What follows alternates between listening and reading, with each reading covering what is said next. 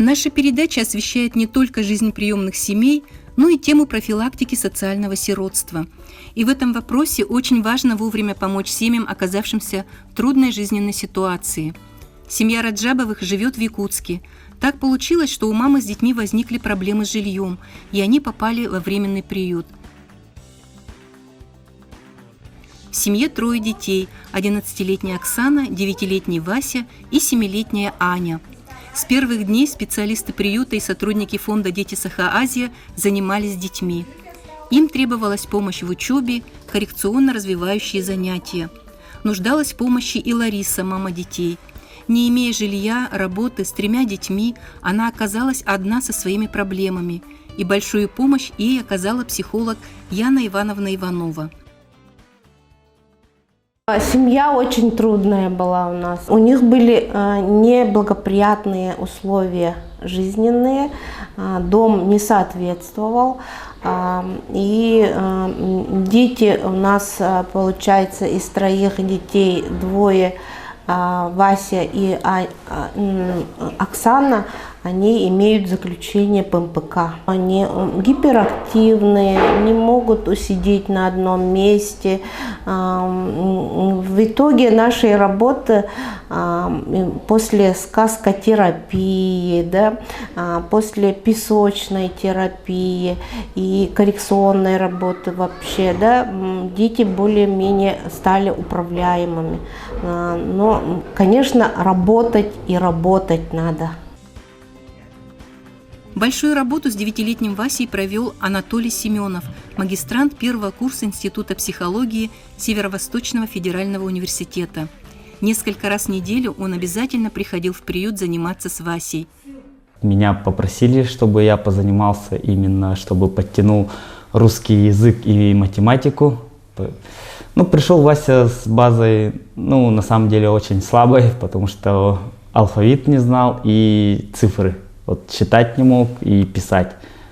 По методике, не скажу прямо конкретную методику использовал, именно я делал акцент на изучение алфавита и как читать, и математику считать и писать цифры. Чтобы он мог прибавить 1 плюс 7, чтобы 8 было, именно. У него даже настолько базовые вещи, можно сказать, были запущены, то что он к 3 классу не мог считать и писать, и также читать и алфавит. После 5 месяцев могу сказать то, что алфавит он почти полностью изучил и научился считать. Главная проблема, с которой столкнулась семья Раджабовых – отсутствие своего жилья. Сама Лариса – сирота, но до сих пор не имеет жилплощади. В городском отделе опеки и попечительства приняли документы Ларисы для рассмотрения и постановки в очередь на жилье. И здесь огромную помощь оказали сотрудники фонда, помогая Ларисе в сборе необходимых документов. Это был очень важный этап оказания помощи семье. Восстановить право на получение жилья как сироте помог Ларисе адвокат адвокатской конторы Республики Саха-Якутия Геннадий Степанович Басыгысов. Меня через адвокатскую палату и уполномоченного по правам человека предоставили материалы о том, что необходимо Ларисе Николаевне Шаповой жилье как сироте. Были, говорят, сами эти работники, было тяжело в прокуратуре, они что-то отказались, и мне было передано данные. Конечно, сейчас очень тяжело, но я думаю, что многодетной матери Ларисе Николаевне необходимо жилище собственное, и чтобы не только она жила в этом доме, и дети жили. Я с таким расчетом и с таким принципом настоял судей, чтобы вынесли такое решение, чтобы ее включили в реестр, что она являлась ребенком сиротой. Восстановление права на получение жилья Это, безусловно, огромная победа всех, кто помогал Ларисе во время проживания в приюте. Сотрудники фонда и приюта оказали семье Раджабовых помощь в решении и других вопросов. Какие вопросы помогли вам решить специалисты приюта? Документы, считай, все сделали. На что? Документы на что? Ну, считай, документы на этот подавали мы, как его, на пособие. Потом еще Жилищный вопрос, да? жилищный вопрос решили. Семья Раджабовых прожила в приюте 5 месяцев, и за это время была проведена огромная работа по реабилитации, чтобы вывести семью из трудной жизненной ситуации. Лариса Николаевна заселилась к нам в ноябре 2022 года по ходатайству Управления общественной связи и молодежной политики окружной администрации. И причина ее обращения была отсутствие жилья.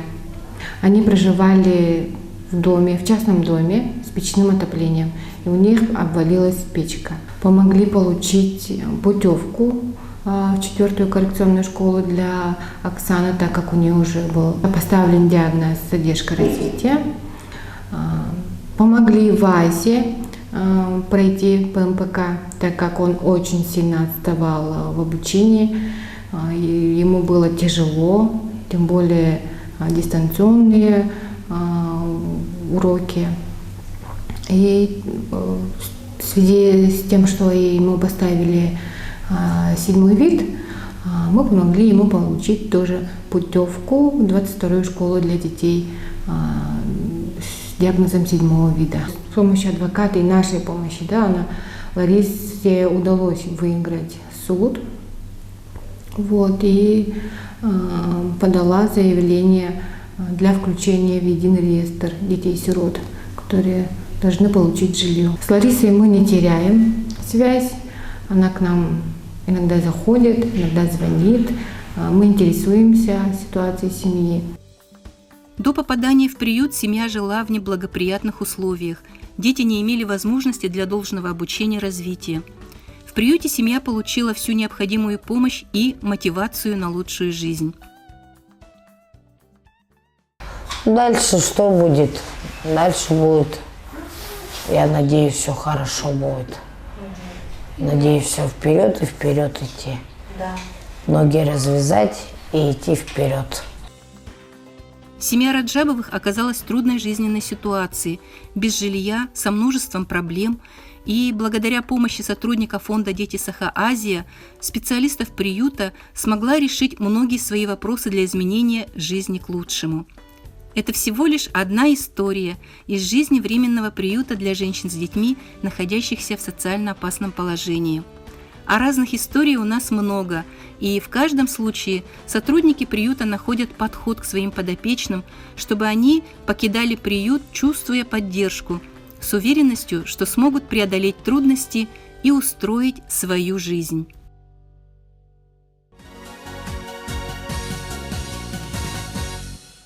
В Алданском районе ведется большая работа по поддержке семей, находящихся в трудной жизненной ситуации.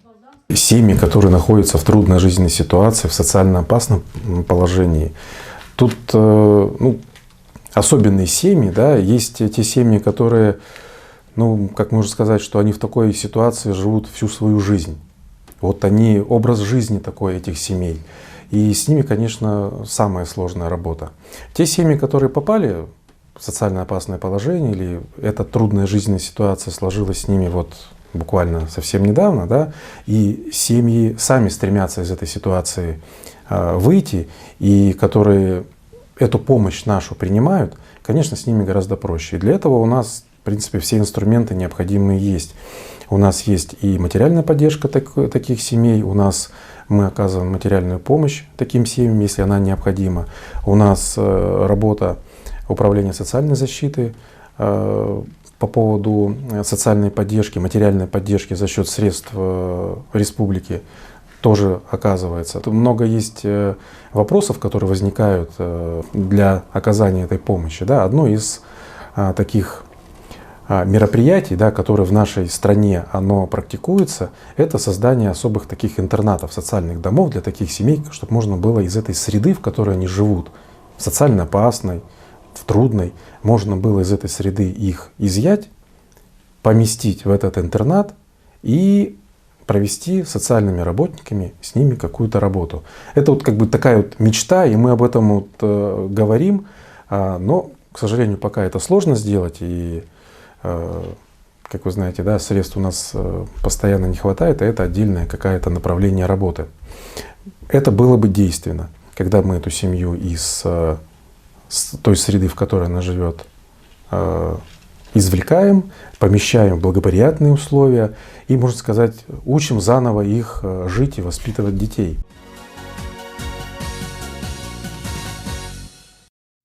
Познакомьтесь, Валерия. Молодец.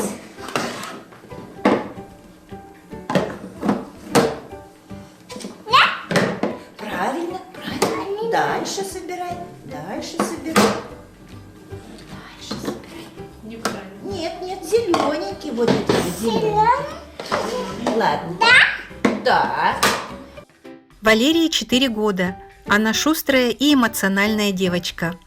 Лерочка у нас доброжелательная, веселая, любит к себе внимание, любит играть с разными игрушками.